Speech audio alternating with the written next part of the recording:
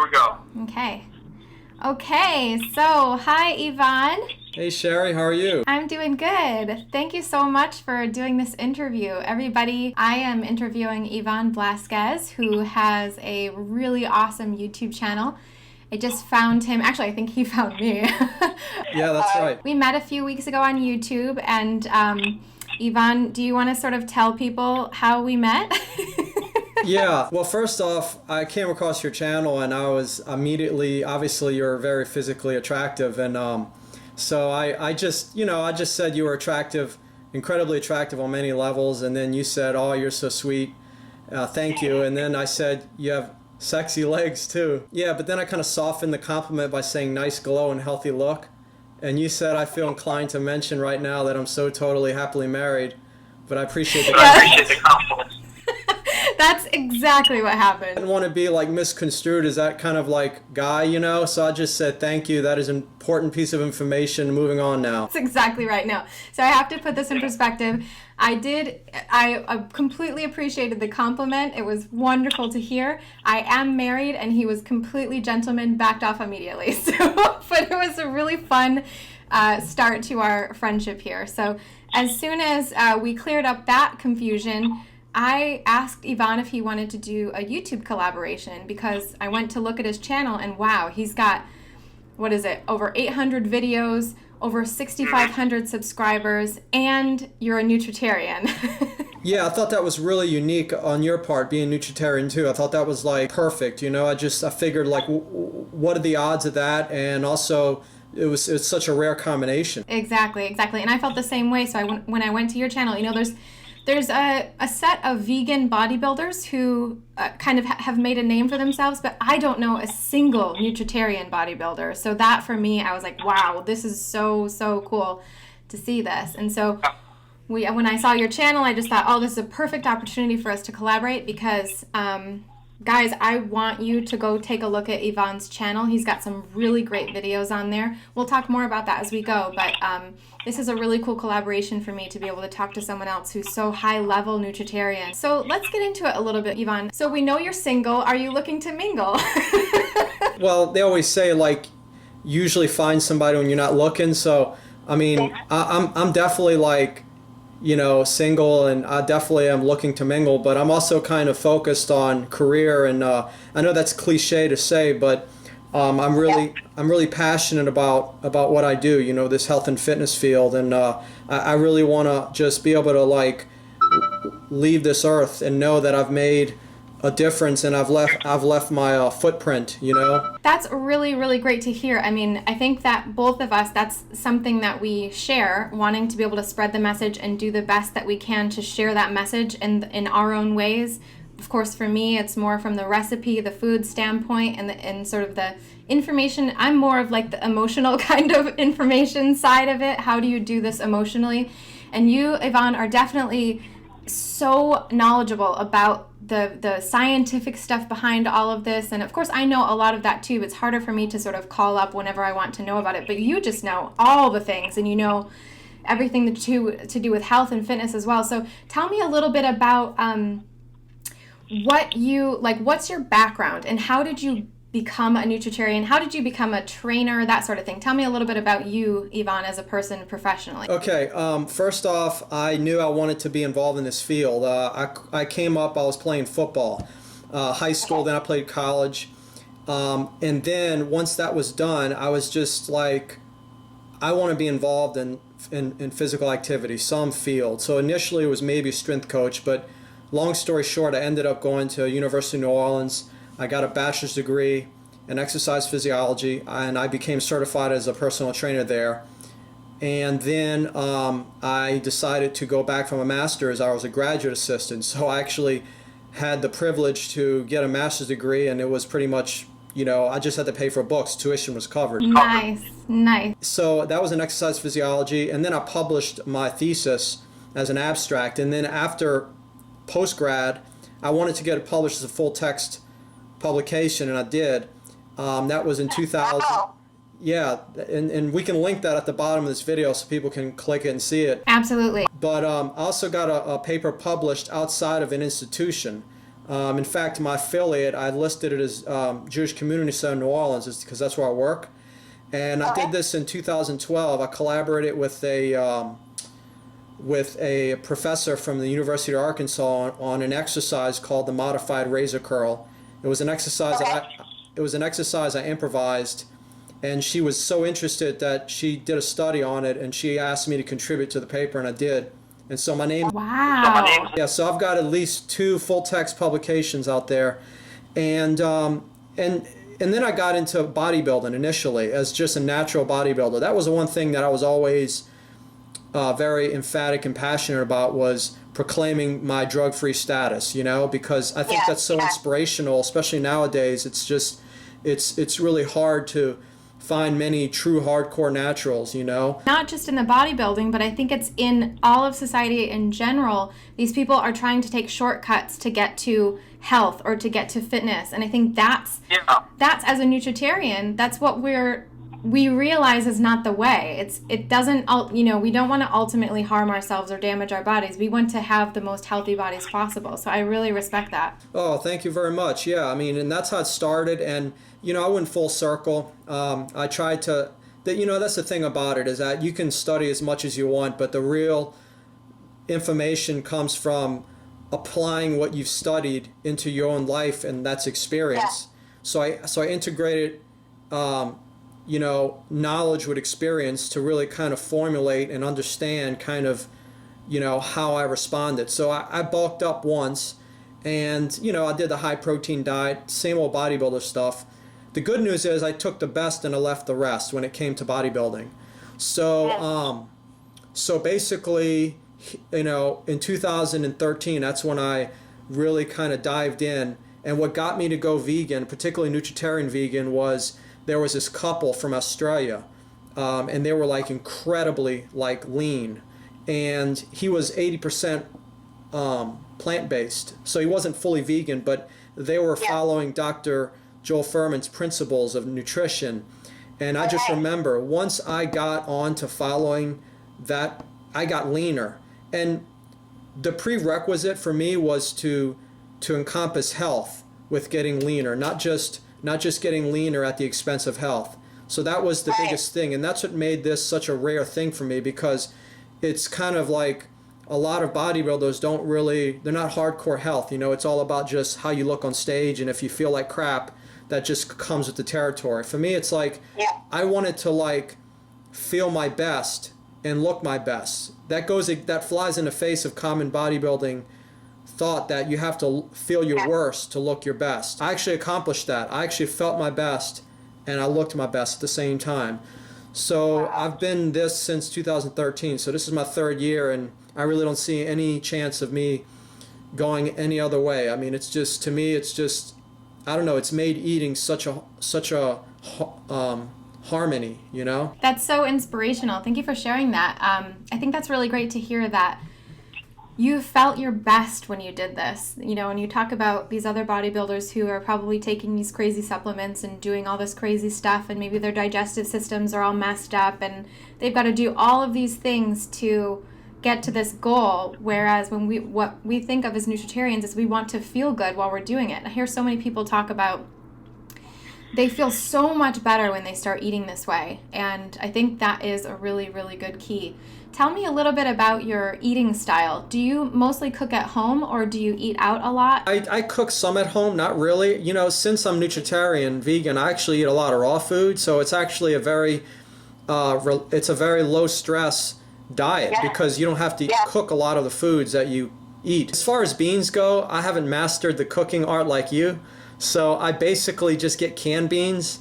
I try and get the as much as I can the BPA free lining, but for the most part, I am like a Whole Foods. I'm on a Whole Foods diet. Like there's a Whole Foods right by my gym. So I typically go there for lunch, and I just get like my lunch there, and maybe like a small dinner or meal for the rest of the day. So it's pretty easy, to me, they should probably like look into like appointing me as their ambassador or something. Yeah, absolutely. Yeah, you definitely need to get a deal with Whole Foods. Hint, hint, Whole Foods. Write a book. I could write a book called The Whole Foods Diet. Yeah, exactly. You know, I was looking at your channel a lot, and I noticed some of these videos you did with like what you eat in a day. It's very interesting. You guys should go check it out to see what he eats as a bodybuilder. It's not much different from something that I would eat. Probably you just eat a larger quantity and have some more beans and more, you know, source of protein, some nuts and things like that. Avocado, I would guess, right? Yeah, I mean, you know, how I eat is no different than the everyday person, and I think that's important. Because going full circle with bodybuilding allowed me to kind of learn some of the tricks of the trade and the principles of bodybuilding. And like I said, I wanted to take the best and leave the rest. So I've taken the best from bodybuilding and I've integrated it into this Nutritarian vegan lifestyle. And I think that's what kind of gives me a little bit of uniqueness in the way I've applied it. Yeah. So what physical effects have you noticed from being nutritarian? You said you feel better, but in regards to your training and sort of building muscle and things like that, has it is your training affected by how you eat, if in any way? And have you always been fit? How does your training sort of benefit or not benefit from being a nutritarian? Yeah. I never get sick anymore. So it's actually like my own like inherent health insurance policy. This diet is like having your own first line of defense health insurance policy. Number two, it's made such a difference in terms of my vitality, my energy level, and also my body composition. I have a six-pack year-round. That's so different from regular bodybuilders who are constantly bulking and cutting, right? Exactly. Yeah. No, I'm constantly cut. And it's a lifestyle, and part of it is, you know, it's not just vanity. It's also our waistline is our lifeline. So a six-pack is like the top of the mountain, but you've got to climb to get to the top. So the climbing part is getting the waist at a healthy level, and for women that's under 35, and for men that's under 40 inches. Yeah, that's a really good thing to talk about, actually, because I think so many of us are concerned about our weight and we think about what the scale tells us, but it is such a great tool to be able to just use a little tape measure. I have one right here that I'm holding up for the camera, and it's just this little flimsy tape measure that I think I got it for free at some conference one time or something, but I actually measure my waist every couple of weeks just to see where I'm at. I used to always be kind of 30, 31 inches, and now I'm consistently 29 and a half inches. So you can really see a difference, and I can even see a difference in 5 or 7 pounds, you know, half an inch here and there. So it's a very good tool to be able to keep track of where you're at. You're awesome. So are you. Thank you. So, okay, tell me from a bodybuilder's perspective, what is your least favorite exercise to do? I don't know, quite honestly. And let me just also preface the fact that I don't really bodybuild as much anymore. I mean, I do. I guess I do. I mean, I don't really compete as much anymore. I've had some injuries that have come up from, who knows, maybe just over the years, wear and tear. It's nothing that I'm down on. It's just reality, and that's okay. I'm at peace with it. I feel like I've really kind of had a great run at it, and I'm not saying it's over. I'm just saying I'm probably going to take the next year off. But what's cool is I look like I could compete right now. That's the cool part. So, but I've transitioned into physique more, so I've really kind of liked that. With the bodybuilding, it was always about being bigger and stuff, and there's a certain point where if you try and unnaturally add size to your frame, there comes a risk of heavy lifting and those kinds of things. And so I focus on being as strong as I can for my body weight. So I guess you can say I'm kind of like the movie Ant-Man. I'm like really small, but I'm really strong. I love that movie, by the way. It's like the only Marvel movie I'll watch. Yeah, so I really like that idea because, and I think that's good for you guys to know too, because I think what's important, and when we're talking about waist size, and as Yvonne is talking about being fit, have the physique, having the body that looks good in the mirror, that feels good, that's strong.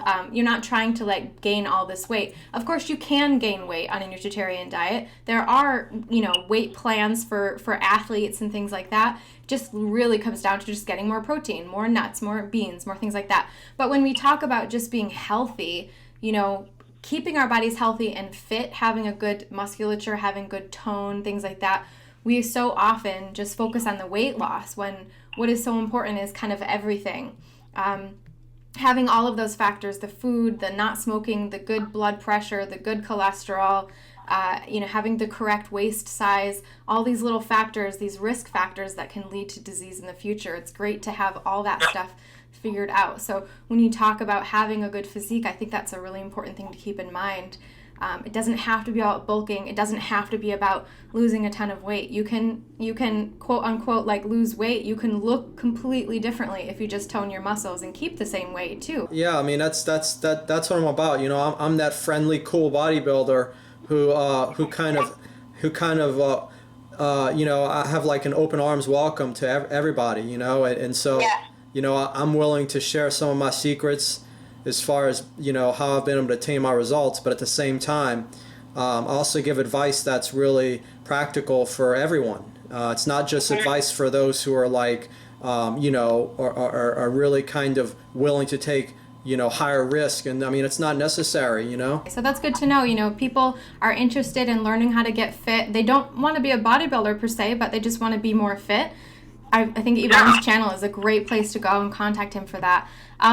So in that respect, when we're talking about not just physical fitness, but about nutritarianism in general, do you recommend nutritarianism for everyone? Absolutely, because it's basically, it cuts through the chase of most diets. The other diet that I think is pretty impressive is volumetrics. That was one of the ones that I first came up appreciating the concept of caloric density, but nothing beats nutrient density, because like Dr. Furman says, it's about getting the most nutrient bang for your calorie buck. I mean, you cannot, to me, that's like, in this day and age, and we're all about kind of, like get to the point, like quality, right? Yeah. And so this diet kind of gets to the point. It does everything for us, and he gets people to eat vegetables that we never thought we would eat because he has figured out the magic of how to make these vegetables taste really good. So there's a science to his book and his way, because he gets the foods that we should be eating to taste good enough to where we actually enjoy eating them. And what better way to live eating than that? It's just, and then the results you get. So it's multi-layered. There's the internal motivation of knowing it's doing your body good, and then there's the external motivation of knowing that it's also you look great and you feel great. It's just, you know what I mean? Like, it's just, I'm absolutely stunned and baffled that this diet hasn't taken off. And you know what? I think part of it is because I'm kind of like I guess I can say I'm extreme, but it's just, I guess today's society, the way we eat, this is like the big leagues of eating healthy, and I think a lot of people are just trying to eat just a little healthier, and this might be a little bit too high of a reach initially. So it depends on where a person is, but I will tell you that most people should shoot for the stars, and this diet is the stars. I totally agree with you. I have this healthy eating, an Eat to Live meetup that I do in Las Vegas every month. I'll put a link for that down below too. But every time I do that meetup, I give an introduction about nutritarianism as a scale. And I say, you have a scale of eating. On the one end of like a range. On one end of the range, you have the standard American diet. On the other end of the range, you have nutritarianism. So nutritarian is like as you say, it's the stars. It's the top of the top. It's the highest you can go. And when people say they eat healthy, that could be anywhere in that range. You don't know what their definition of healthy is, and everyone else thinks healthy is different. But nutritarian, it really does give you that baseline. It says this is the absolute healthiest you could do for your body based on scientific evidence. The evidence proves these are the things to eat and these are the things to avoid. And it's irrefutable. You have all the science there. You can't refute that.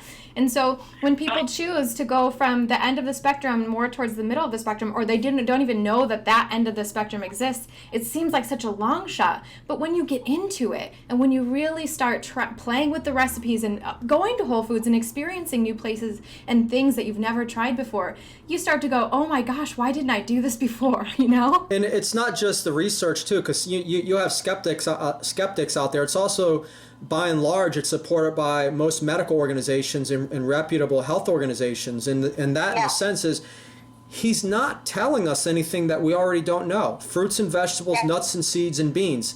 But he makes it so catchy, and he actually selectively picks the best ones from those groups. So it's a generic, generalized prescription or recommendation to say fruits and vegetables, nuts and seeds, beans and seeds. He actually ranks them according to their nutritional power. I think, that's, to me, that's the top of the top. Now, again, if somebody's not willing to do this diet, that's fine. But eventually, if they eat healthier, they're simply going to be following this diet at some level, because this diet is basically what most health organizations, and the thing of it is that makes it even more intriguing is it's not even a vegan diet. So I kind of like that. He's not selling out veganism. He's being open-minded to everyone, because not everyone's going to be vegan, and I think that's really awesome about him. Yeah, I totally agree with that. And personally, I create vegan recipes, and I eat vegan, I would say 98% of the time, but I don't call myself a vegan because I'm just not that strict. I was in the very beginning, but sometimes I'm not. And I think that's okay. And as a Nutritarian, it is okay. And I think that's the point. It also helps people to realize that they don't have to go, pardon the expression, cold turkey, right in the beginning. They can do that transition. I actually sometimes get uncomfortable referring to myself as a vegan, because I just think that's it's almost political, quite honestly. And I actually prefer being referred to as I'm just a plant-based eater. I'm plant-based. I think that's a lot more kind of umbrella and comfortable term. I'll say I'm 100% plant-based before I say I'm vegan, but I'll say vegan too. It's fine. It is a pretty controversial term, and it's hard. For me personally, as somebody with a website and the YouTube channel, it's hard for me to call myself a vegan. I usually have vegan recipes, and I'll use that word for keywords and things like that. But I don't want to alienate people either, that they feel like they have to be a vegan in order to do it. And I think there is such controversy behind that term, because it has its roots in animal stuff and environmental stuff, and it's very controversial topics for us. So I think, I just read in one of his recent books, I think it was The End of Heart Disease, where he started to call it the NDPR diet, which nutrient dense, plant rich, which I think is great. I like that. Yeah, it kind of like gives all the things that you need to have. And Nutritarian is difficult because nobody has any idea what that means if they don't know who Furman is. But yeah, I think that's a great point that you made about plant-based, kind of, a term that people sort of understand. So my last food-related question for you. What's your best advice for somebody who is just getting started to this lifestyle, whether it's fitness or health? Start walking. Try to walk most days in the week, and at least 20 minutes a day. Start walking, and also start eating more fruits and vegetables. And if it needs to be fruit, then that's fine, because vegetables take creativity to make them palatable. In a lot of cases. So fruit would be good, and then nuts and seeds. Don't fear fats, especially with nuts and seeds.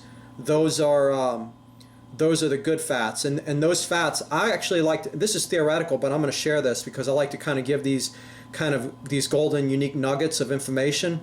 I think that the fat from nuts and seeds, I think hypothetically it could actually be partitioned towards our fat around our organs and nerves. Not fat around the organs, but like fat around our nerves and like the essential fat. So men and women have essential fat, and then we have storage fat. Storage fat is, the fat that, is subcutaneous, like the fat you wear.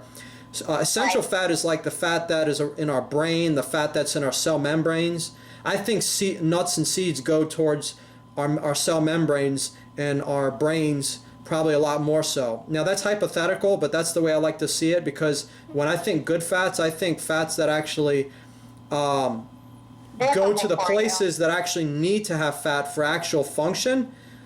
And they also are important because they allow us to absorb the fat-soluble vitamins, A, D, E, K, and other fat-soluble antioxidants. So fats are important. Yes, I like that. That's a really good tip. And I absolutely love your beginner advice, because I always tell people just start walking as well, because I walk a lot. That's one of my main forms of exercise. Usually for me it's either walking or hiking. And I try to do that every single day. And if you look at a recent article, I actually have a video up, I'll link to it below, about the Simple 7 that Dr. Greger just talked about. One of the things is the Simple 7 steps to avoiding these diseases that everyone dies of. The simple steps to avoiding those risk factors. One of them is being physically active every day. And what's funny is it says very active, but the definition of very active is walking 22 minutes a day. That's it. So yeah, it's not a high bar to really jump over. It's I think everybody can do it. And if you can't, it means you either need to make more time in your life, or you have to maybe start a little bit smaller and work up, but you can get there. You know, just start, throw your shoes on, do 5 minutes. The next day, do 6 minutes, you know, work up and get to at least 22 minutes per day, and you're well on your way to getting one of those risk factors taken care of. Okay, Ivan, well, I thank you so much, and I would like to just ask now, for your channel and what you're looking to do, what is the best way people can contact you? How do you want people to interact with you? Is it YouTube subscribing? Should they email you if they maybe want to be a client of yours? Do you offer online services for you? Yeah, well, first off, I'd like to get more people to follow my channel, to subscribe. Now, why? And so the reason why I want people to subscribe to my channel is because I really want to make a difference and help people. You know, this is not about the money. This is not about trying to sell something. This is about being a health expert in this field, someone you can trust, someone you can come to when there's some controversy in the field, which there will be, and you better believe I'll be there in the front line to filter that and weigh in on it. But yeah, I do some online training. I'm still trying to grow that. It takes a little time, but basically I do mainly consultation kind of stuff. So mainly somebody who maybe already knows about training and nutrition, and they just want to, like, they know that I've succeeded in myself as well as with clients, and so they come to seek my services. You can just contact me through my email address, and then we'll just, you know, we can discuss it. So yes, great. So I'm going to leave some links down in the description below to be able to contact Ivan on both his YouTube channel, so you can go straight to his channel and subscribe. That way you can get all of his videos as soon as he publishes them.